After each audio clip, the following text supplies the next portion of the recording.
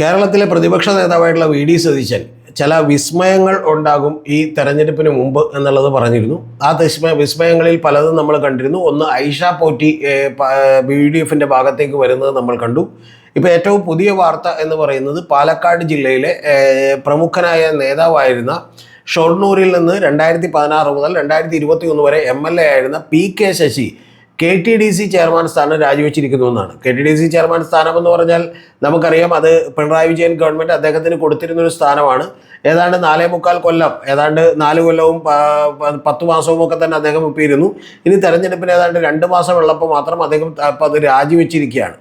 അദ്ദേഹം നേരത്തെ തന്നെ അവിടുത്തെ ജില്ലാ നേതൃത്വവുമായിട്ട് വലിയ അകൽച്ചയിലായിരുന്നു. കാരണം അദ്ദേഹത്തെ ജില്ലാ കമ്മിറ്റിയിലേക്ക് എടുക്കണമെന്ന് പറഞ്ഞിരുന്നു. കാരണം അദ്ദേഹത്തെ 2018 സസ്പെൻഡ് ചെയ്തിരുന്നു. സസ്പെൻഡ് ചെയ്ത് എന്തിനാണെന്നുള്ള കഥയിലേക്ക് ഞാൻ വരാം.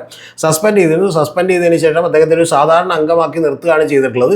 അപ്പോൾ അദ്ദേഹം പിന്നീട് ജില്ലാ കമ്മിറ്റിയിലേക്ക് എടുക്കണം, അദ്ദേഹത്തെ കൂടെ നിൽക്കുന്നവരെ അക്കോമഡേറ്റ് ചെയ്യണമെന്നൊക്കെ പറഞ്ഞിരുന്നു. പക്ഷെ അതൊന്നും പാർട്ടി അംഗീകരിച്ചില്ല. അതുകൊണ്ട് അദ്ദേഹം ഏതാണ്ട് UDF വിടാൻ തീരുമാനിച്ചിരിക്കുന്നു, ഉറപ്പായും തീരുമാനിച്ചിരിക്കുന്നു എന്നുള്ളതാണ്. അദ്ദേഹം ഇപ്പോൾ പറഞ്ഞിട്ടുള്ളത് വ്യക്തിപരമായ കാരണങ്ങളാണ് KTDC ചെയർമാൻ സ്ഥാനം രാജിവെച്ചതെന്നാണ്. അല്ല, അദ്ദേഹം നാളെ പത്രസമ്മേളനം വിളിച്ചിട്ടുണ്ട്. പത്രസമ്മേളനത്തിൽ അദ്ദേഹം മിക്കവാറും LDFനെയും CPMനെയും ഒക്കെ കുറ്റപ്പെടുത്താനുള്ള സാധ്യതകളുണ്ട്. പക്ഷേ അത് ഇപ്പം മനസ്സിലാകാത്തതുകൊണ്ട് CPMൻ്റെ ജില്ലാ സെക്രട്ടറി N സുരേഷ് ബാബു ഇപ്പോഴും പറഞ്ഞേക്കുന്നത് അദ്ദേഹം ഇപ്പോൾ പാർട്ടിക്കുള്ളിൽ തന്നെയാണ്, അതുകൊണ്ട് നിൽക്കട്ടെ, ഞങ്ങൾ എന്ത് ചെയ്യാം, വരുമ്പോൾ അഭിപ്രായം പറയാം എന്നുള്ളതാണ്. എന്ന് പറഞ്ഞാൽ അദ്ദേഹവുമായിട്ട് ഇപ്പോഴും ചർച്ചകൾ നടത്തിക്കൊണ്ടിരിക്കാനുള്ള, അല്ലെങ്കിൽ അവരെ ഒരു ഒന്നുകൂടി അനുനയിപ്പിക്കാനുള്ള സാധ്യതകളുണ്ടോ എന്ന് CPM പരിശോധിക്കുന്നു എന്നുള്ളതാണ്. കാരണം അല്ലെങ്കിൽ തന്നെ CPM പാലക്കാട് വലിയ തോതിലുള്ള പ്രശ്നങ്ങൾ നേരിടുന്നുണ്ട്. കാരണം മാർച്ച് 5-ന് ഇപ്പോൾ ഏറ്റവും പുതിയ വാർത്ത എന്ന് പറയുന്നത്, നിങ്ങളോട് പറയുന്ന ഒരു കാര്യം, മാർച്ച് 5-ന് വിമതരുടെ കൺവെൻഷൻ വിളിച്ചിട്ടുണ്ട് PK ശശി. ആ വിമതർ എന്ന് പറഞ്ഞാൽ കൊഴിഞ്ഞാമ്പാറയിൽ വിമതരുടെ ഒരു കൂട്ടായ്മ ഇപ്പോൾ തന്നെ നിലവിലുണ്ട്. ഡെമോക്രാറ്റിക് മാർക്സിസ്റ്റ് ഫെഡറേഷൻ എന്ന് പറയുന്ന DMF എന്ന് പറയുന്ന ഒരു സംഘടനയായിട്ടാണ് അത് രൂപം കൊള്ളുന്നത്. ആ സംഘടനയുടെ തലപ്പത്തേക്ക് ഏതാണ്ട് PK ശശി എത്തുന്നു എന്നുള്ളതാണ് നമുക്ക് മനസ്സിലാക്കാൻ കഴിയുന്ന ഒരു കാര്യം. അതുകൂടാതെ വടക്കാഞ്ചേരിയിലും ശ്രീകൃഷ്ണപുരത്തുമൊക്കെയുള്ള ഏരിയ സെക്രട്ടറിമാരുമൊക്കെ, അല്ലെങ്കിൽ ഏരിയ കമ്മിറ്റിയിലെ നില അംഗങ്ങളുമൊക്കെ തന്നെ ഇദ്ദേഹത്തിൻ്റെ കൂടെ പോകുമോ എന്നുള്ളൊരു ഭയം കൂടി അതിനകത്തുണ്ട്. ഇതിൽ ഏറ്റവും പ്രധാനപ്പെട്ട കാര്യം, ഇദ്ദേഹം കഴിഞ്ഞ ദിവസങ്ങളിൽ VD സതീശനുമായിട്ടും അതുപോലെ PK കുഞ്ഞാലിക്കുട്ടിയുമായിട്ടും ഈ പൊതുവേഗ യാത്ര പാലക്കാട് എത്തിയപ്പോൾ തന്നെ ഇദ്ദേഹം ചർച്ച നടത്തിയിരുന്നു, വളരെ രഹസ്യമായി. ആ ചർച്ച നടത്തിയപ്പോൾ പാലക്കാട് സീറ്റ് ഞങ്ങൾ വിട്ടുതരാം, പാലക്കാട് മത്സരിക്കാനാണ് ഇദ്ദേഹത്തോട് പറഞ്ഞിരുന്നത്. അതായത് എന്താണെങ്കിലും ഇപ്പോൾ അവിടെ ഒഴിവുള്ളൊരു സീറ്റ് അതാണ്, നമുക്കെല്ലാം അറിയാമല്ലോ. മറ്റേ രാഹുൽ മാങ്കൂട്ടത്തിൽ വീണ്ടും സീറ്റ് കൊടുക്കില്ല, അപ്പോൾ ആ സീറ്റിൽ മത്സരിക്കാനാണ് പറഞ്ഞത്. ആ സീറ്റിലേക്ക് മത്സരിക്കാൻ എന്തുകൊണ്ട് അർഹനാണ് PK ശശി, അതവിടെ നിൽക്കട്ടെ, ബാക്കിയുള്ള കാര്യങ്ങളിലേക്ക് വരാം. അപ്പോൾ PK ശശി അത്തരത്തിലുള്ളൊരു അർഹനാണ്. അപ്പോൾ അദ്ദേഹം പക്ഷേ പറഞ്ഞത് അവിടെ മത്സരിക്കാൻ ഞാനില്ല, പകരം ഒറ്റപ്പാലത്ത് നിന്ന് മത്സരിക്കും എന്നുള്ളതാണ് അദ്ദേഹം പറഞ്ഞിട്ടുള്ളത്. ഒറ്റപ്പാലത്ത് നിന്ന് മത്സരിക്കുമെന്ന് പറയുമ്പോൾ അവിടെ ഹരിഗോവിന്ദനെ മത്സരിപ്പിക്കാനുള്ള ഒരു തീരുമാനം കോൺഗ്രസ് എടുത്തിട്ടുണ്ട്. അതുകൊണ്ട് കോൺഗ്രസിന് ചെറിയ ബുദ്ധിമുട്ടുകളുണ്ടാവും.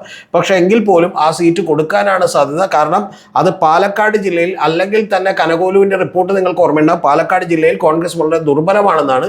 കൂടാതെ BJP വലിയ ശക്തി ആർജിക്കുന്ന ഒരു ജില്ല കൂടിയാണ്. അപ്പോൾ അതുകൊണ്ട് തന്നെ ഈ PK ശശിയെ വിട്ടുകളയാനൊരു സാധ്യതയില്ല. ഏതാനും മാസങ്ങൾക്ക് മുമ്പ് ഇദ്ദേഹം കോൺഗ്രസിൻ്റെ ഒരു പരിപാടിയിൽ, കോൺഗ്രസുമായി ബന്ധപ്പെട്ടിട്ടുള്ള ഒരു പരിപാടിയിൽ തന്നെ ഇദ്ദേഹം വന്ന് പ്രസംഗിക്കാൻ നിൽക്കുന്നതും അവിടെയുള്ള പാർട്ടി പ്രവർത്തകർ അതിനെതിരെ ഏതാണ്ട് പ്രകടനം നടത്തുന്നതൊക്കെ നമ്മൾ കണ്ടു. അപ്പോൾ വലിയ തോതിലുള്ള ഒരു ഈ പറയുന്ന അകൽച്ച ഇവരൊക്കെ തമ്മിൽ ഉണ്ടായിരുന്നു എന്നുള്ളതാണ് വാസ്തവം.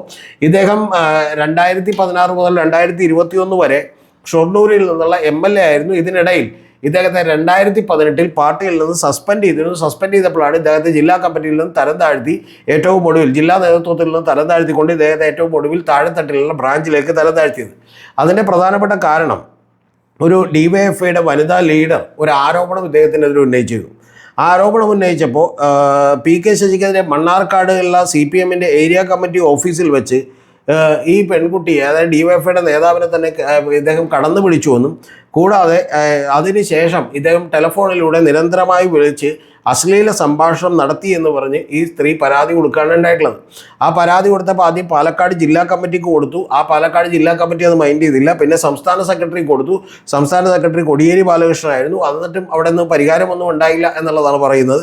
ഉടനെ തന്നെ ബൃന്ദ കാരാട്ടിന് കൊടുത്തു. കാരണം ഒരു വനിതയല്ലേ, പൊളിറ്റ് ബ്യൂറോ മെമ്പറല്ലേ എന്ന് ചോദിച്ചാൽ അവർക്ക് കൊടുത്തു. പക്ഷേ ഉണ്ടായില്ല. ഏറ്റവും ഒടുവിൽ സെക്രട്ടറിയായി സീതാറാം യെച്ചൂരി വന്നപ്പോൾ പരാതി കൊടുത്തു. ആ പരാതിയിൽ പിന്നീട് നടപടി എടുക്കേണ്ടി വന്നു. ആ നടപടിയുടെ ഭാഗമായിട്ടാണ് ഇദ്ദേഹത്തെ 2018 സസ്പെൻഡ് ചെയ്ത് പുറത്തേക്ക് നിർത്തിയത് പാർട്ടിയിലെ സ്ഥാനങ്ങളൊക്കെ തന്നെ ഇദ്ദേഹത്തോട് മാറി നിൽക്കണം എന്നാവശ്യപ്പെട്ടത്. അപ്പോൾ അന്ന് തന്നെ പാർട്ടിയുടെ ഒരു അന്വേഷണ കമ്മീഷൻ ഇതുമായി ബന്ധപ്പെട്ട ഒരു അന്വേഷണം നടത്തുകയും ഈ പി കെ ശശിയുടെ തീവ്രത കുറഞ്ഞ പീഡനമാണ് എന്നുള്ളതിലൊക്കെയുള്ള ഒരു പരാമർശവും ഒക്കെ അതിനകത്ത് അന്വേഷണ കമ്മീഷനിൽ ഉണ്ടായിരുന്നു എന്ന് കേൾക്കുന്നു. അപ്പോൾ ഈ തീവ്രത കുറഞ്ഞ പീഡനമാണെന്ന് അന്വേഷണ കമ്മീഷൻ പറഞ്ഞതിനെയൊക്കെ തന്നെ വല്ലാതെ ട്രോൾ ചെയ്തുകൊണ്ടും വലിയ തോതിൽ കളിയാക്കിക്കൊണ്ടും നിരവധി TV ചർച്ചകളിലൊക്കെ തന്നെ പങ്കെടുക്കുന്ന പല പ്രമുഖരായിട്ടുള്ള കോൺഗ്രസ് നേതാക്കന്മാരെയും ഒക്കെ തന്നെ നമുക്ക് കാണാം.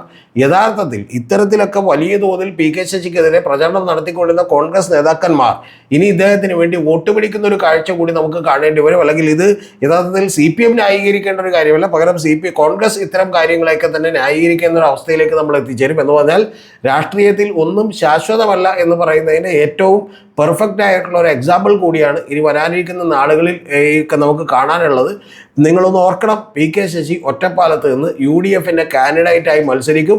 അതായത് VD സതീശൻ പറഞ്ഞ മറ്റൊരു വിസ്മയം പാലക്കാട് വിരിയാൻ പോകുന്നത് പി കെ ശശിയുടെ രൂപത്തിലാണ്. ബാക്കിയുള്ള കുറേ വിസ്മയങ്ങൾ എന്നൊക്കെ പറഞ്ഞാൽ അതൊക്കെ വളരെ ചെറിയ ചെറിയ കാര്യങ്ങളായിരുന്നു. പക്ഷേ പി കെ ശശിയെ സംബന്ധിച്ചിടത്തോളം ഇടതുപക്ഷത്തു നിന്നും CPM-ൽ നിന്നുമൊക്കെയുള്ള കുറേ പ്രവർത്തകരുടെ വോട്ടുകളെങ്കിലും മാറ്റാൻ കഴിയും, അല്ലെങ്കിൽ മറിക്കാൻ കഴിയും എന്നുള്ള കാര്യത്തിലൊന്നും തർക്കമില്ല. അതുകൊണ്ട് അദ്ദേഹം മത്സരിച്ചിട്ടുണ്ടെങ്കിൽ ജയസാധ്യതയും ഒക്കെ കുറച്ച് കൂടുതലാണ് എന്നുള്ള കാര്യത്തിലൊന്നും തർക്കമില്ല. അതുകൊണ്ടാണ് അദ്ദേഹം യഥാർത്ഥത്തിൽ ഒറ്റപ്പാലം തന്നെ തിരഞ്ഞെടുത്തിട്ടുള്ളത്. ഇപ്പോൾ ഏതാണ്ട് 2 മാസം കൂടി ഈ തെരഞ്ഞെടുപ്പ് പ്രഖ്യാപിക്കാനും തെരഞ്ഞെടുപ്പ് നടത്താനും ഒക്കെ ഉള്ളതിന് മുമ്പ് കേവലം 2 മാസങ്ങൾ കൂടിയുള്ളപ്പോൾ അദ്ദേഹം KTDCയുടെ ചെയർമാൻ സ്ഥാനം കൂടി രാജിവെച്ചിട്ടുള്ളത് എന്നുള്ളതാണ് മനസ്സിലാകുന്ന ഒരു കാര്യം. കാരണം ഇതുകൂടി കഴിഞ്ഞു പോയിട്ടുണ്ടെങ്കിൽ ഇനിയിപ്പോൾ ഒരു സ്ഥാനം അദ്ദേഹത്തിന് കിട്ടാൻ സാധ്യതയില്ലെന്നറിയാം. അതുപോലെ ഒരു ഭരണമാറ്റം ഉണ്ടായാൽ തീർച്ചയായിട്ടും പാലക്കാട് എന്നുള്ള കോൺഗ്രസിൻ്റെ MLA ആകുന്നതായിരിക്കും ഗുണം. MLA സീറ്റിൽ അദ്ദേഹത്തെ എന്തായാലും മത്സരിപ്പിക്കാൻ LDF ഒരു സാധ്യതയും ഉണ്ടായിരുന്നില്ല. അതുകൊണ്ട് അത്തരത്തിലുള്ള ഒരു സാധ്യതകൾ തേടി, പുതിയ മേച്ചിൽപ്പുറങ്ങൾ തേടി, ആശയങ്ങളുടെ ഒന്നും അടിസ്ഥാനത്തിലല്ല, പകരം ഈ പറഞ്ഞ ആമാശയ അടിസ്ഥാനത്തിൽ പുതിയൊരു മേച്ചിൽപ്പുറം കൂടി തേടുന്നു. അത് UDF തീർച്ചയായിട്ടും ഗുണകരമാകും എന്നുള്ള കാര്യത്തിലും എനിക്ക് സംശയമില്ല. കാരണം അല്ലെങ്കിൽ തന്നെ ഉണ്ടായിട്ടുള്ള അവിടുത്തെ വലിയ വിഭാഗീയതകളുണ്ട്. കൊഴിഞ്ഞാമ്പാറയിൽ വിമതരുടെ കൂട്ടായ്മയുണ്ട്. അതിനൊക്കെ നേതൃത്വം കൊടുക്കാൻ കഴിയുന്ന കുറച്ചുകൂടി കേരള ലെവലിലും അതുപോലെ പാലക്കാടും ഒക്കെ അറിയപ്പെടാവുന്ന ഒരാൾ കൂടി വന്നിട്ടുണ്ടെങ്കിൽ അത് ചെറുതായിട്ടെങ്കിലും ഡാമേജ് യഥാർത്ഥത്തിൽ LDF ഉണ്ടാകും. പക്ഷേ കേരള വൈസ് അത് വലിയ തോതിലുള്ള ഡാമേജും ചെറുത്തുനിൽപ്പും ഒക്കെ തന്നെ ഈ തീവ്രത കുറഞ്ഞ പീഡനം എന്നുള്ളതിൻ്റെയൊക്കെ കാര്യത്തിൽ UDF കൂടി ഉണ്ടാകും എന്നുള്ളതാണ് യാഥാർത്ഥ്യം. അതുകൊണ്ട് ബാക്കിയുള്ളതെല്ലാം നമുക്ക് കാത്തിരുന്ന് കാണാം.